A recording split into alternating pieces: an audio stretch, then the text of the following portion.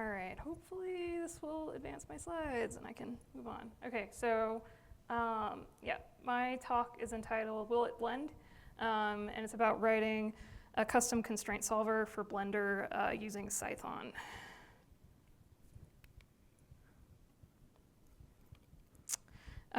So the agenda in terms of what I'm going to cover is a bit of motivation and background about why I looked at this particular problem, and then go into the back end of why I chose to use Cython, looking at a toy problem for this, going over the Python package structure when you're using Cython, and then compiling Cython packages.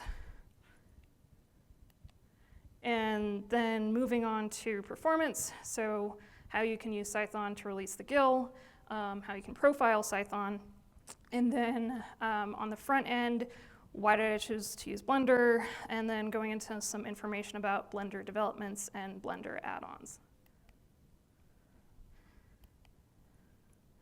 So a little bit about me. I used to be a structural engineer, so I worked on some landmark transit projects and like big museums.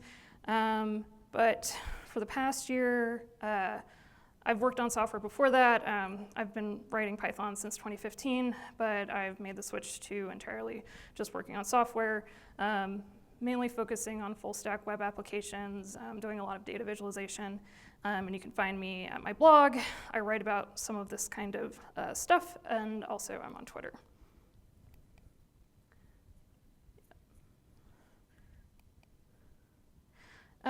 So I could do an entire talk about the state of software for structural engineering, but the 30-second bit about it is that it's not great.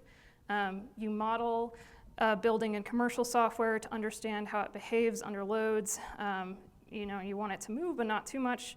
And then you use an analysis program that might have a way of doing design. So how big should a column be? How much steel should you put in the floor? But often in consulting design practices, you usually go back to designing all this in Excel. And then most often you're using proprietary software to exchange data with other disciplines, so architectural, mechanical, electrical, and plumbing, to basically figure out how all of the structural stuff will fit together with all of the other components. So having worked on software for a while, I have a lot of issues with the state of software in the built environment. The UIs are usually super outdated, and also it's very difficult to get information without pointing and clicking and going through a bunch of different submenus. It's very not developer friendly. It's pretty expensive. Standard structural analysis software is usually about $10,000 a license, even with the terrible UI. For reference, the starting salary for a structural engineer is somewhere between $60,000 and $70,000 a year. In terms of how the software operates, it's pretty slow, I would say. There are a lot of matrix inversions required for the math behind structural analysis, and there really isn't any immediate feedback loop. You click on something, you walk away, you come back, and you see the results. Probably my biggest issue with it is that it's all a black box. If you're lucky, you'll get a manual that will have simple test cases and validations, but looking at the actual code is not possible. So before we had computers, some of the most exquisite buildings constructed used physical modeling methods called Formfinding. And the idea was that you could take a hanging weighted chain in tension and then invert it in order to find the form of a structure in pure compression. So you might be familiar with Antonio Gaudi's still unfinished cathedral in Barcelona called the Sagrada Familia, which actually used this technique, as seen on the left, with his hanging chain model to find the pure compression form of the building, which is still unfinished, and you can see on the right.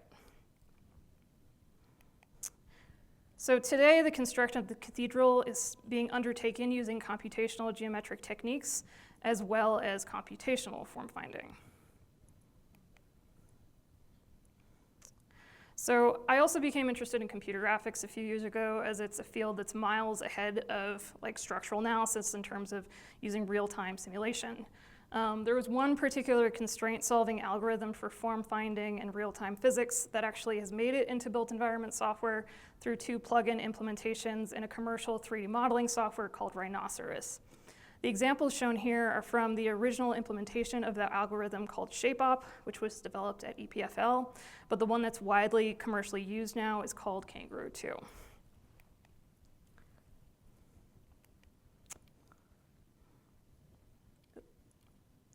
So you might ask, if these already exist, why would I rewrite it?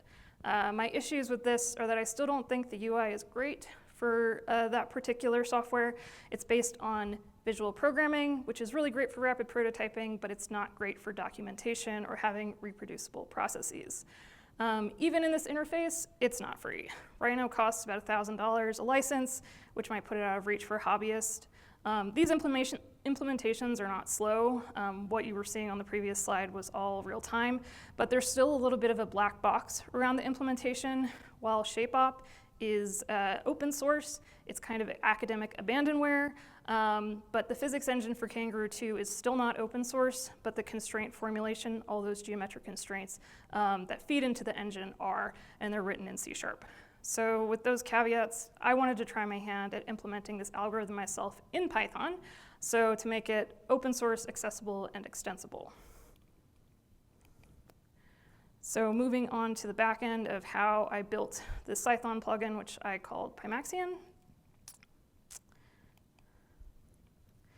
So obviously the first stumbling block you get when you say you're going to build something in Python is the complaint about how slow it is. So I turned to Cython as a way to keep Pythonic syntax that I'm familiar with, but improve the speed significantly. So there are several wrappers and ways to get C or C++ execution with Python as a front end. In fact, you can generate Python bindings for ShapeOp still using Swig. However, this still means that if you want to extend constraints or change anything, you're going to have to write them in C++ and then compile them with the Python bindings. And I wanted to write as little C++ as possible. Some of these other libraries, I thought it would be a little bit more difficult to sort of translate the constraints because they were very like matrix operation heavy. So basically, I wanted to create a general framework that I could build upon and keep the look and feel of a Python package. Most critically, I wanted to be able to write functions that would release the global interpreter lock in Python, the GIL, to gain significant speedups and also possibly use parallel computation. So what is Cython? It's an optimizing static compiler that allows you to wrap C or C++ libraries in Python. You can also compile Cython, which is a superset of Python, to C or C++, and then that compiled library can be imported into a standard Python script as an extension. So to get myself started, I picked a pretty simple static analysis problem, the loading of a cable at a midpoint. So this is actually a pretty difficult problem to solve by hand because the deformed shape of a cable changes significantly under the load. Fun fact, most of structural analysis is based on assuming that deformations are really small. This problem only involves 3 types of constraints, and there are 5 constraints in total. You've got anchors that will keep points 0 and 2 from moving towards the center as the load is applied. The force itself is a constraint, and then there's a relationship between points 0 and 1 and points 1 and 2 that are based on the material properties of the cable. So basically how stretchy it is because it wants to snap back to its original length. So what the ShapeOp algorithm does is consider these constraints independently and projects the ideal position of each point separately based on the constraint, which is a local solve. The constraints are then weighted against each other to find the position of the particle that best satisfies the constraints applied, and this is an iterative process. The key feature of this algorithm is that the local solves for each constraint can be applied independently of one another, which means that you could possibly run this in parallel.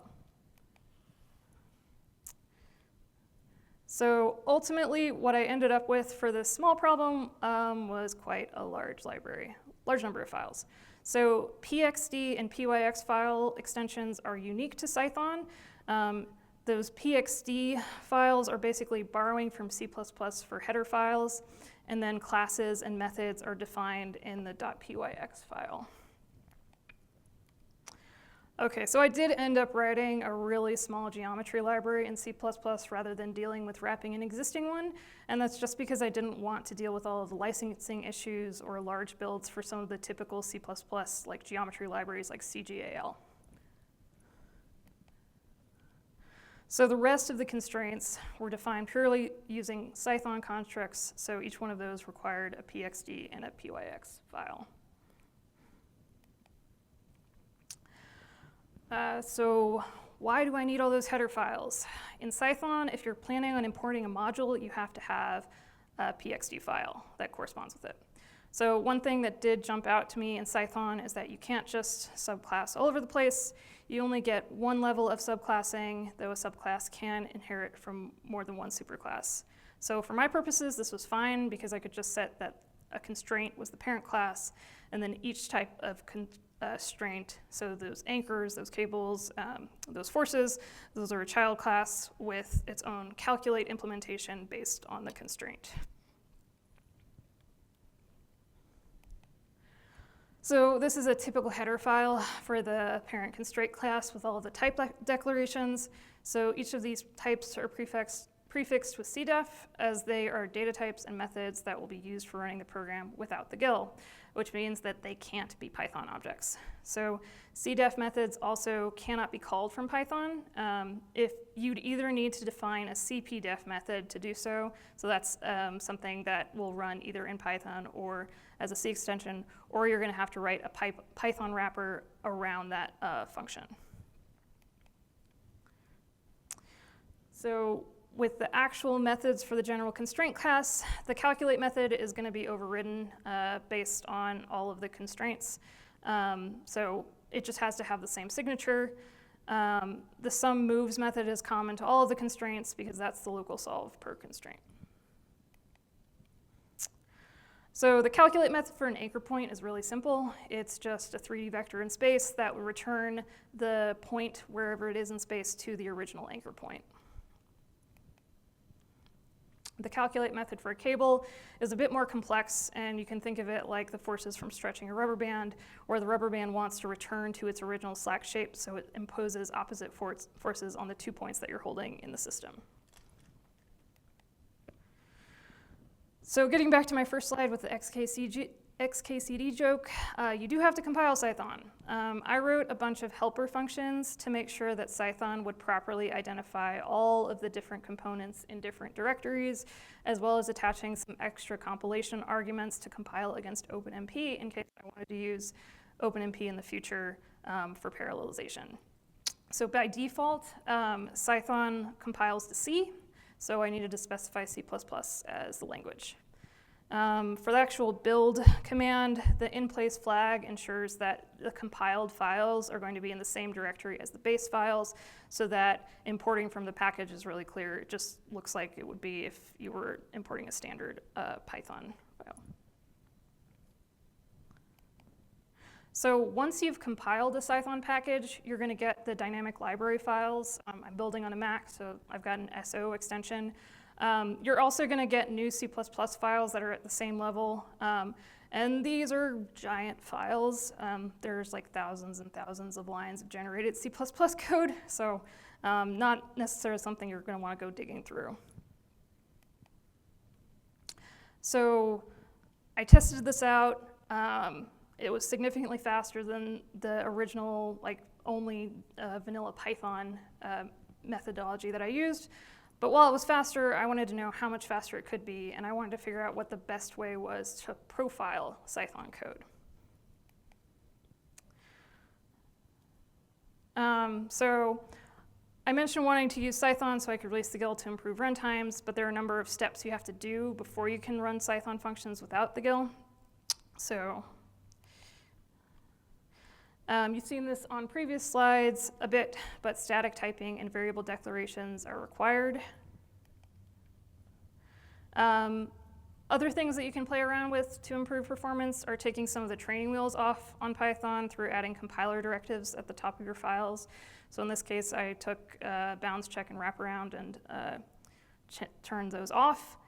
You really have to use these with caution because you'll get really funky errors if you build it and then accidentally index something that would wrap around, and this might be difficult to debug because you're just going to crash Python.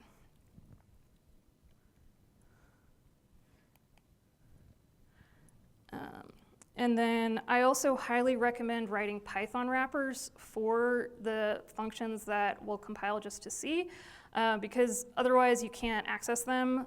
So you're going to have more code, but it'll be easier to debug and test out.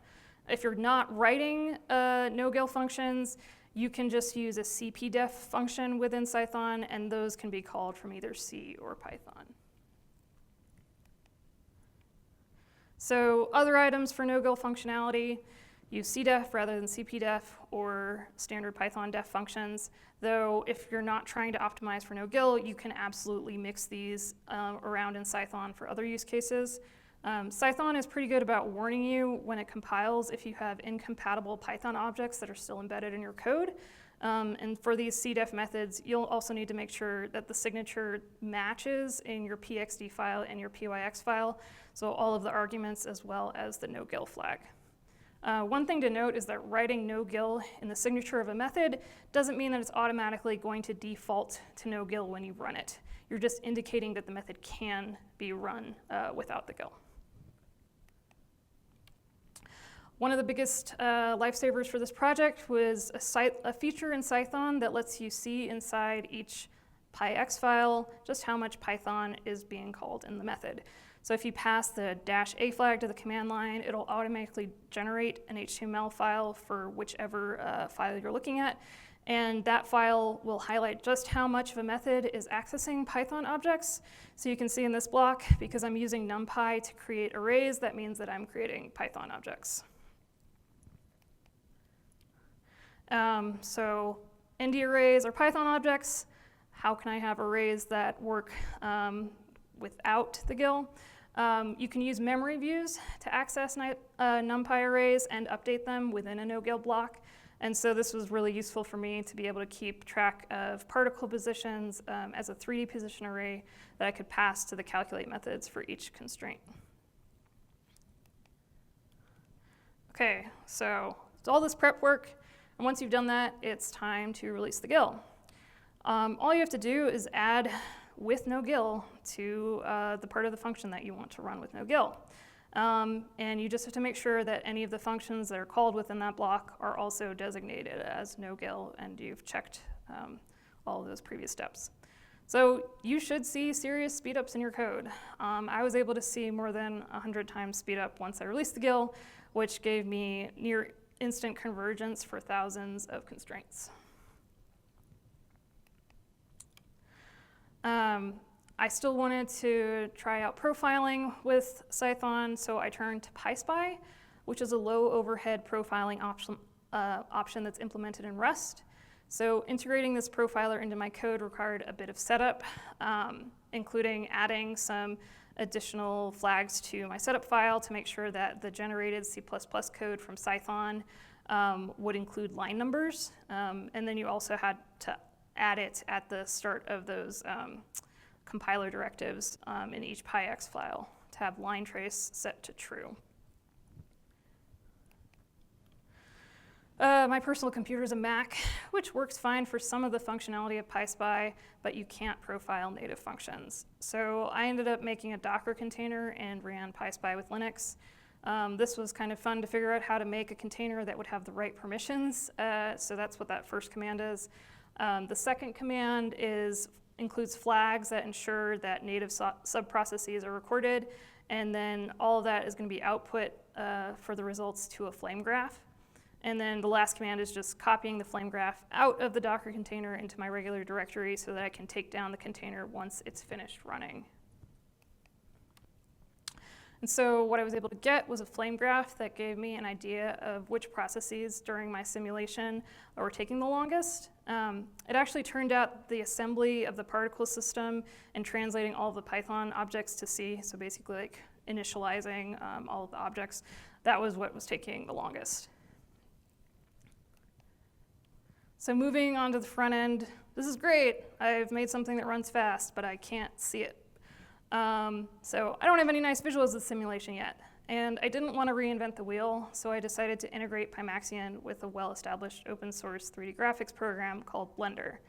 This comic's going to make a little more sense in a few slides, but needless to say, there's a lot of fun with Blender Python versus system Python versus a virtual end Python up ahead.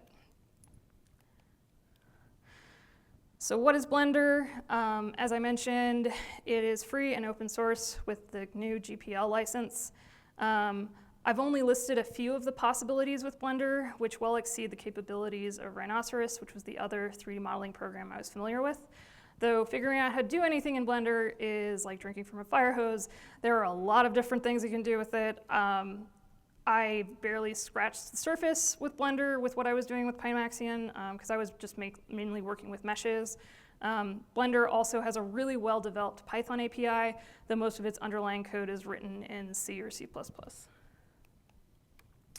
So there's a very robust Blender ecosystem of add-ons.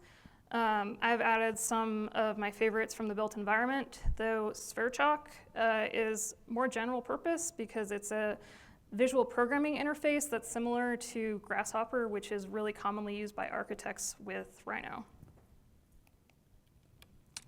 So how do you get your newly minted Cython package into the Blender Python? You're going to need to build Cython against the same version of Blender of Python as Blender Python. And you can interrogate everything about your Blender Python install from the scripting tab. There's an IPython interface to basically, put in sys.path or sys.versioninfo. I decided to symlink my Cython package into the site packages for the Blender Python install rather than copying it or building it with Blender Python. And then, so now Pymaxion is part of the Blender site packages, but I still need to add how Blender is going to interact with that package through its UI and operators. So there's a lot of disagreement about what the best way to develop with Blender is. I've typically just created something to close and relaunch Blender whenever I'm making changes because hot reloading doesn't always work. And its efficacy keeps changing as Blender evolves. Like things that worked in 2.9 for hot reloading don't necessarily work in 3.1. But at a minimum, I do recommend adding Blender to launch from the command line because then all of your outputs or debugging is going to print to a separate console window. So I put my Blender package into the add-ons directory also using a symbolic link. Oh, I missed that one. Sorry. Okay. So this is the typical file structure for a basic Blender add-on. And on the right, you can see that there's this side menu, and that's actually the menu that I created for the Pymaxion interface for Blender. The Blender context in which you can use Pymaxion is the object and editing contexts on one of the tabs. So I have a number of buttons that are part of this menu, as well as some pop-out panels. And the Blender operator file is where you're going to find all of your UI actions that call Pymaxion. So it has a specific Blender class structure in terms of attributes and methods. And it also has a number of requirements for unique labels. So this underscore ID name, underscore label. And then here you can see that I have to define execute, which also has to return a specific set of values.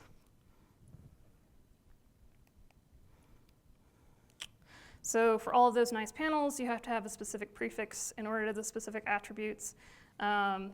Otherwise, it won't register when you tell it to basically add your package.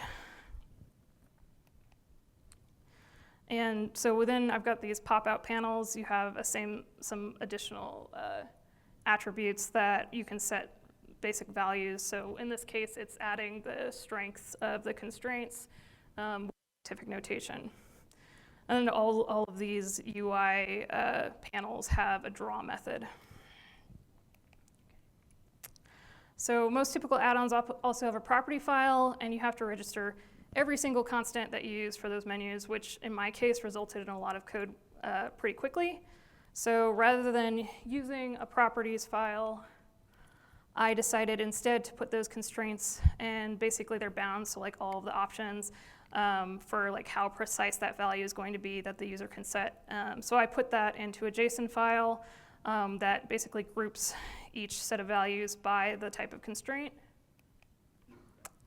And then within my actual menu file for loading into Blender, I was able to import and iterate through that JSON file to automatically register each one of these properties. So it's going to be easier for me in the future to add on to this JSON file rather than having to write a bunch of classes. And so what do I have after all that? Pymaxion currently only supports a couple of constraints as basically a proof of concept, but I was able to replicate the kind of hanging cloth form finding that I showed on that first few slides. I'd like to do more to make it more interactive. You can use modal operators within Blender to sort of allow for some interactivity, or I was looking into possibly using sockets that would be able to feed updated geometry back so that the user can have more interaction with the simulation. So in closing, I'd really like to thank the Python Software Foundation and PyLadies for the opportunity to speak here, particularly the New York City PyLadies group who acted as a sounding board for a much shorter version of this talk. And I'd also like to thank the Recurse Center because I worked mainly on the Blender part of this project when I was doing a retreat there last summer. So thank you.